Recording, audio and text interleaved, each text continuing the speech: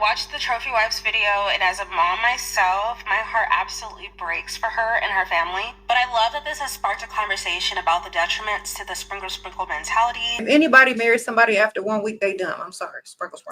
There's a lady on the internet right now who is regretting following Shera 7's knowledge of leveling up and wanting a provider and preaching all these hypergamous lifestyle. She has come out on the internet and uploaded videos on how this high value man that she met and married after 1 month aced her kids that they had together. And everybody on the internet is blaming Shera 7 for sending out these messages to women that they follow in delusion. And Shera 7 is clapping back and she is saying, do not blame me. You decided to follow my advice, but you still stayed a Pygmisha who was desperate. You dumb enough to do that, I'm sorry for you. I'm sorry. But if you're sitting out there, you learned everything from me. Did you learn how to be smart? Did you learn how not to be desperate? You didn't learn from me? Did you hear when I said stop being desperate? Did you hear when I said don't be a Pygmisha? Did you hear when I talked about background checks? Did you hear when I talked about all this other stuff? About not dealing with men if you have kids until they're old and grown enough to speak for themselves and be in school and whatnot. Did you not hear when I said all of that? Don't blame me. I tell people all the time, don't say my name if you are desperate and being Pygmisha. Don't claim me. If you are desperate and you're not smart enough to get the bag, flip the money, have options. If you stupid, don't claim me. If your IQ is low, please don't claim me. I teach women to be smart, not desperate. If you're desperate, don't claim me. Y'all, let's watch her story and tell me what you think in the comment section about it, because for me, this is crazy. I asked her, I said, baby, did somebody touch you? And she ended up saying it was daddy. Unfortunately, it's been a little over a month since I had to end up leaving my husband. I honestly don't even really know where to start with this, just because it's just such a hard topic. And I honestly thought that by the time I got on here that I wouldn't have any tears left because I've just cried so much.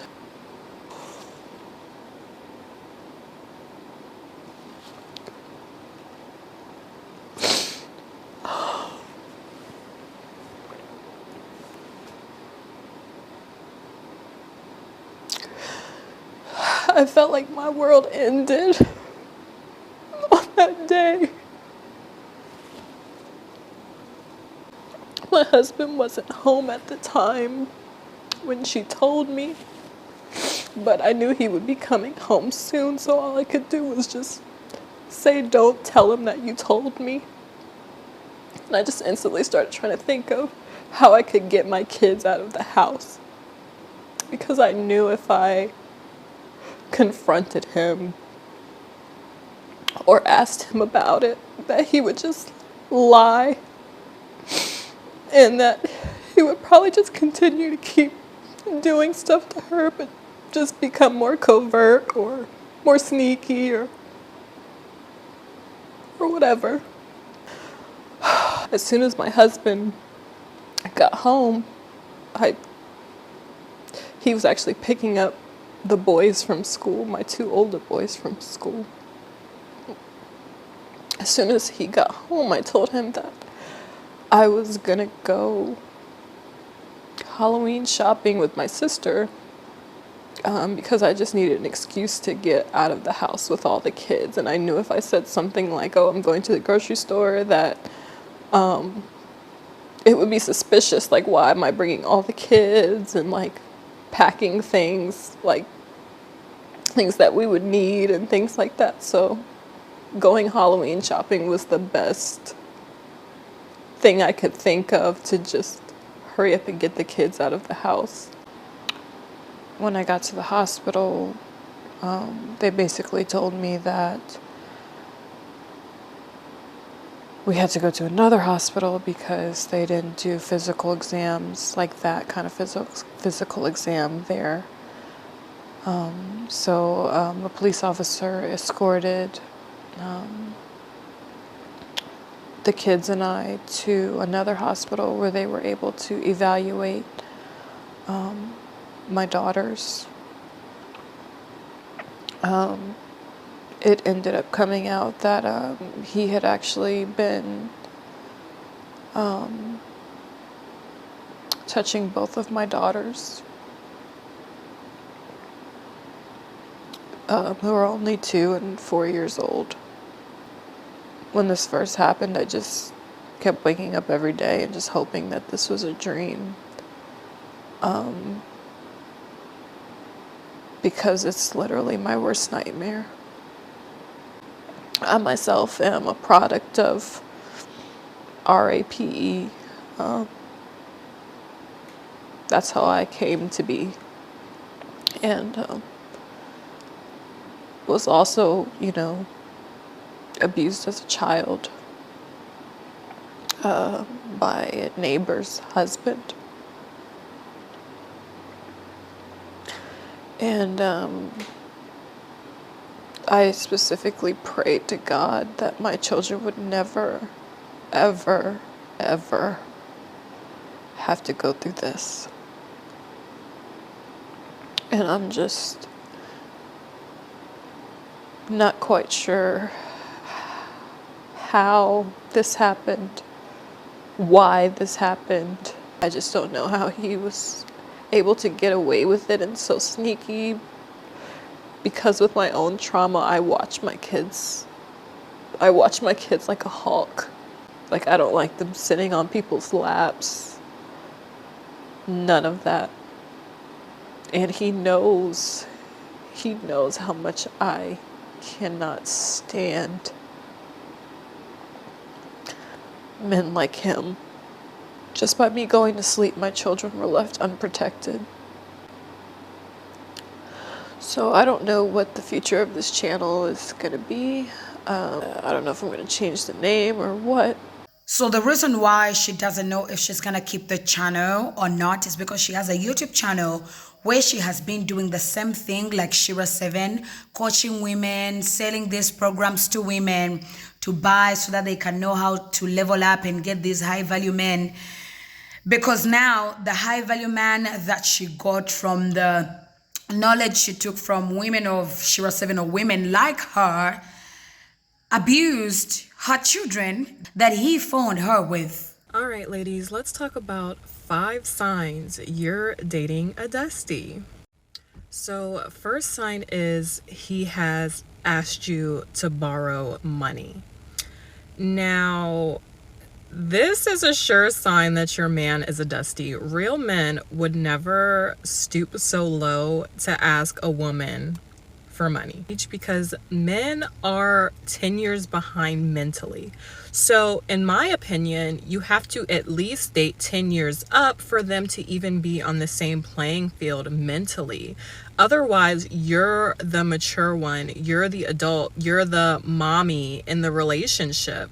If a man is always talking about accomplishments that are future-based, and everyone should have goals that they want. Everyone should have goals in the future. You should never stop striving to achieve more. But when I say this, I mean he does not have a track record of any kind of success. He has not either graduated college, he has not secured a high-paying job, he does not own a home or any other assets.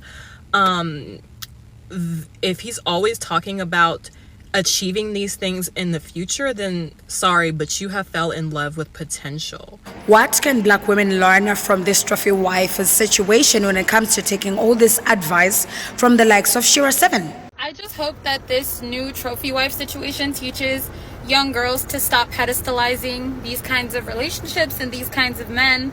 Yeah, you might find yourself in a situation that you literally cannot escape from because of a financial power dynamic, and I don't understand why that is not the central like conversation when it comes to these femininity coaches, because that's what she was. She was a femininity coach. She was a divine, become your ultimate woman was her tagline.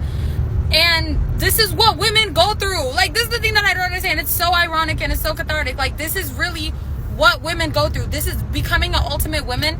One of the pillars of the suffering that women face is sexual violence to our children. To our children. So what I'm confused about, right, is why people are still lending credence to this, like, femininity coach kind of, like, space. Stop pedestalizing these kinds of men and stop pedestalizing these kinds of relationships. What do we have to learn from this? Like, most especially ladies, go down in the comment section and tell me, what do you think? Gents, this is happening right now, and I think a lot of people, a lot of men came out and talked about the situation that, hey ladies, you will literally land yourselves in hot fires if you want such a lifestyle that you cannot even afford by yourself, because you're going to end up meeting a monster who is going to do the most to you just because you are so desperate for a high value man and this lifestyle that you cannot afford for yourself. When are women going to grasp and understand the fact that a lot of these feminine coaches that y'all are listening to and giving a platform to are just leading you astray and are leading you to very dangerous situations? Her Prince Charming, Christian, do good, do right by God of a man was essaying their 2 daughters, ages 2 and 4. Now, first of all, I want to extend compassion, and I also want to extend empathy to this woman, because I commend her for not only coming up on social media to be so vulnerable and tell her story about what's been going on, but also to get her and her children away from that. I think there's a lot that women can learn from this lifestyle that's being sold, and to just take the wool off of your eyes. Now, don't get me wrong. I respect Shera 7 in terms of her level up advice, right? Because when you make an effort to look good, when you make an effort to have hobbies and interests that are outside of a man, that's where you discover and learn about your true self, right? You're learning about things that you love to do. You are putting yourself in places where you're going to advance, right? My critique about Shera is that she's not telling you guys about how men think, right? There's a lot of rich men that are PDF files. There are lots of rich men that are psychopaths. There are lots of rich men that are serial. Why is that not being taught? And also, why is femininity content centered so much around looks, but not centered around the mind and the soul? Because as a woman, if you want to protect yourself, the thing that's going to protect you the most is how you use this. Thinking is a skill. Discernment is a skill. Whether critical thinking, analytical thinking, creative thinking, that is a skill that needs to be utilized. And what these feminine coaches are teaching you is not to use this and to just rest in your femininity. They're telling you that you should only feel feminine when you're around a man. That is so ass backwards. Women who are feminine, they hold the feminine source. They have the feminine portal embedded within them. And it is their responsibility to activate their feminine energy without it being centered around a man. You need to have sovereignty as a woman. Your sovereignty needs to be within yourself. And unfortunately, this trophy wife woman is not only giving credit to Shera 7, but she's also giving credit to Kevin Samuels, who at one point before he passed made a video saying, well, if your child tells you that they've been molested by somebody, to not believe them. It's time that women need to take the wool off their eyes and see the truth for what it is, and to stop being so gullible when it comes to this lifestyle, this femininity content. Because a lot of these feminine coaches are creating content and a lifestyle that is centered around a man. And the people that are buying this, that are believing this, are women. It should not take a man to make you feel feminine, ladies. It is your responsibility to make yourselves more feminine, not to attract a man, but doing it for yourself, because that's where the real power lies. Big part of activating that femininity involves you holding up a mirror to yourself and practicing self-preservation. And a big part of self-preservation, like I said, involves using this. It's not just resting in your feminine. Has nothing to do with that. If anything, that shit's promoting y'all to be lazy. And when shit goes left in your relationship with that provider rich man, what do you have to fall back on? Because it's not going to be your femininity.